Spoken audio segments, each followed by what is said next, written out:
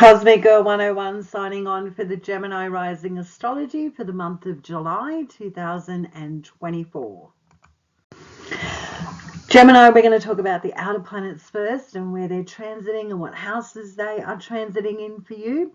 So we've got Uranus direct in the sign of Taurus, and this is your 12th house.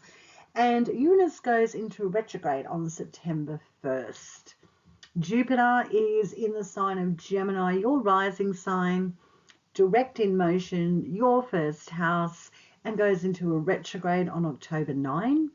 Pluto's retrograde in the sign of Aquarius, your 9th house, and then retrogrades into the sign of Capricorn, your 8th house, on September 1st, the same day that Uranus retrogrades in your 12th house. And Saturn's in a retrograde in the sign of Pisces, your 10th house, and goes direct on November 15. And on July 2nd, the second day of the month, we've got planet Neptune going into a retrograde in the sign of Pisces, your 10th house, and direct on December 7. So Gemini rising, you have two planets, outer planets, very slow moving planets, retrograding in your 10th house of career, how you're seen and known professionally on the public stage, what you do for employment, and people around you through employment. So these two planets retrograding is a very slow retrograde. As you see, they don't go direct until November and December. So what does this mean in regards to an astrological point of view? Well, the 10th house squares your first house, and your first house is about your physical body, how people see and connect to you, how you appear to other people, and also your psychology, like your character, who you are, in a square to that 10th house. So there could be some readjusting needed. Are you in the right employment space? Is your career where you want it to be? Do you need to change things up, upskill, take on a different course, learn something new?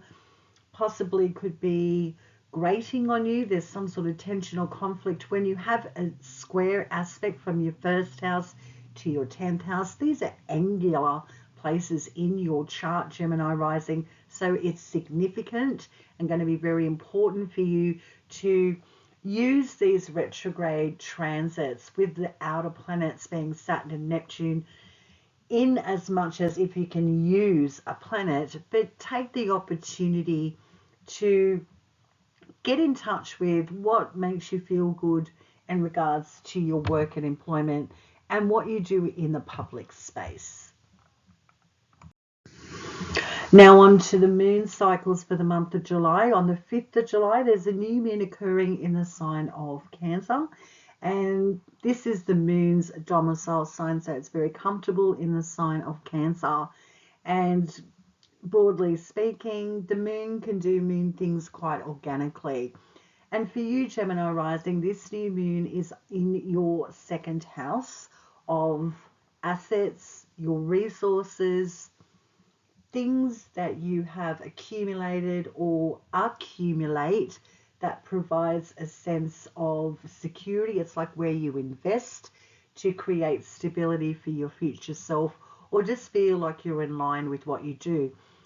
And when it's in the sign of Cancer, we're talking about emotional security connected to your finances. Are you ready to start something new for yourself on the 5th of July? Because this new moon in its own home sign is strong, and you may be feeling strongly pulled towards protecting your possessions or investments, or feel like you're ready to invest in a new course or a new study that gives you more skills, gives you more merit, or gives you more of a competitive edge when it comes to creating something tangible for yourself long term in the future, connected to your career, or again, even your resources. On the 21st of July, there's a full moon occurring in the sign of Capricorn, and this is the moon's detriment sign, because Capricorn is opposite the sign of Cancer. So the moon's far away from its own home sign where it began on the 5th of July. And for you as a Gemini rising, this is your 8th house having a full moon moment.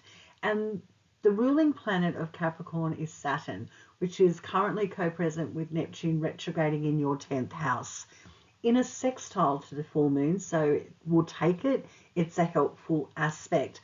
So Saturn is looking over its shoulder back to that 8th house from the 10th house and encouraging you to acknowledge that there's really something that you'd like to establish in regards to your assets and wealth house, and could also represent a significant relationship or partnership that is getting its moment in the spotlight, connected to resources that are of benefit to both of you, or how you would like to separate from a particular connection, agreement, or contract in regards to those 8th house topics of finance and investment. The sun continues its transit through your 2nd house, Gemini rising in Cancer, opening up the month of July. So you've been experiencing the sun in the 2nd house for a week and a half now, Gemini rising. So this is still very much highlighted for you, getting down to the data, the detail analysis of your financial standing, possibly looking at upskilling, creating a sense of financial success or stability for your future. So you might be taking on a course or doing things differently professionally when the sun is transiting that 2nd house, that is going to expand and encourage a sense of emotional connection to what you do with your resources and investments. So where are you investing your energy, your time, and looking at the details about that. This is how the sun in Cancer in that 2nd house could be playing out for you as a Gemini rising. On July 22nd, the sun is going to ingress into Leo, and this is its domicile sign. So the sun can do sun things quite organically in the sign of Leo until August 22nd. So for 4 weeks, that sun is going to have you very aware of the 3rd house topics, because it's ingressing into your 3rd house in a sextile to your 1st house. You may be seen as someone that's more active and more on the move in your local environment, traveling more in short distances. You might be learning new things, taking on new hobbies, really getting out and about and connecting with different people, being a little bit more online and connecting with technology as well.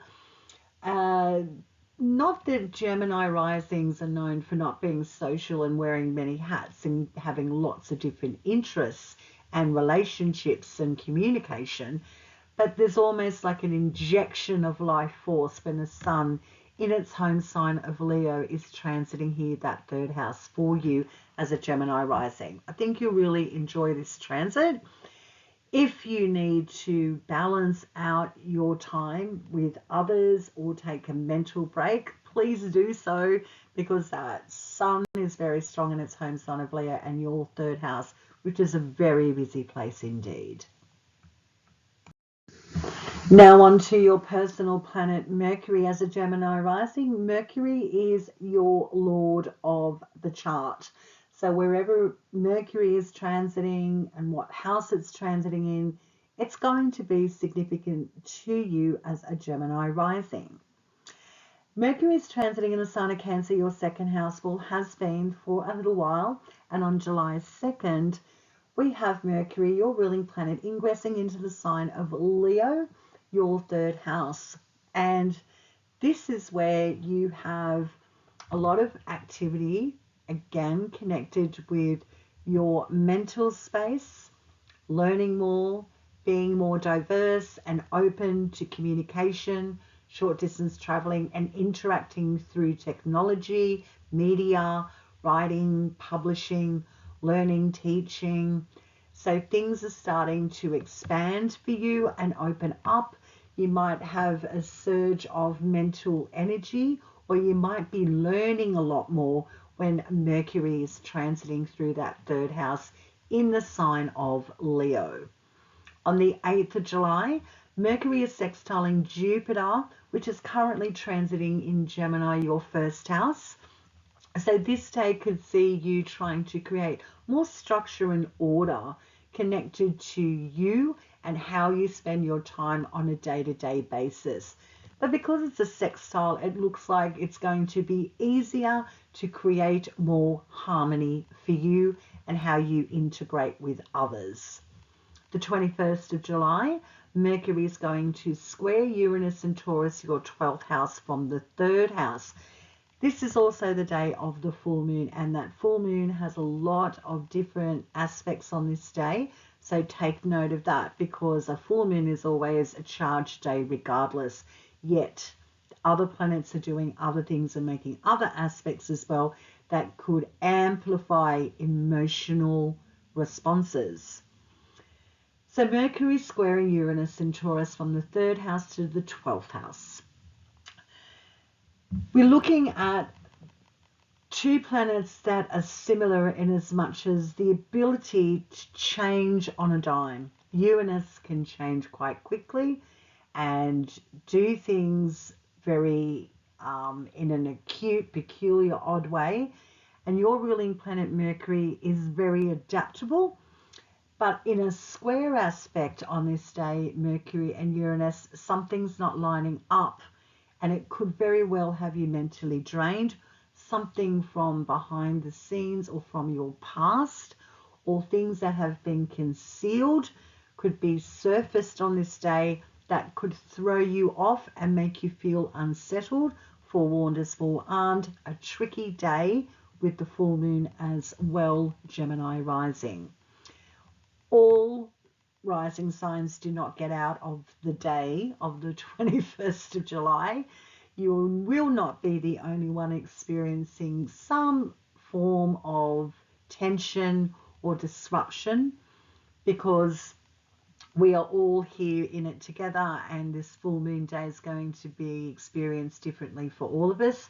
So this may be something that you can be more aware of and a little bit more compassionate and nurturing and patient on this day will be helpful for you, because others around you as well could be dealing with some tough times also.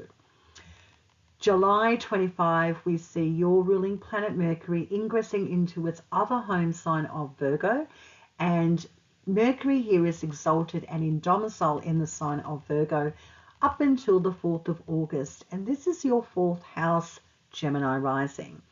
Now the 4th house is squaring your 1st house, and this is important for you to know, because what you possibly could be dealing with when Mercury in Virgo transiting that 4th house squaring your 1st house is you could be ready to clear the decks, clean out your environment in your home, change things up, cleanse, purify, get things in order when it comes to Mercury transiting the 4th house Virgo for you.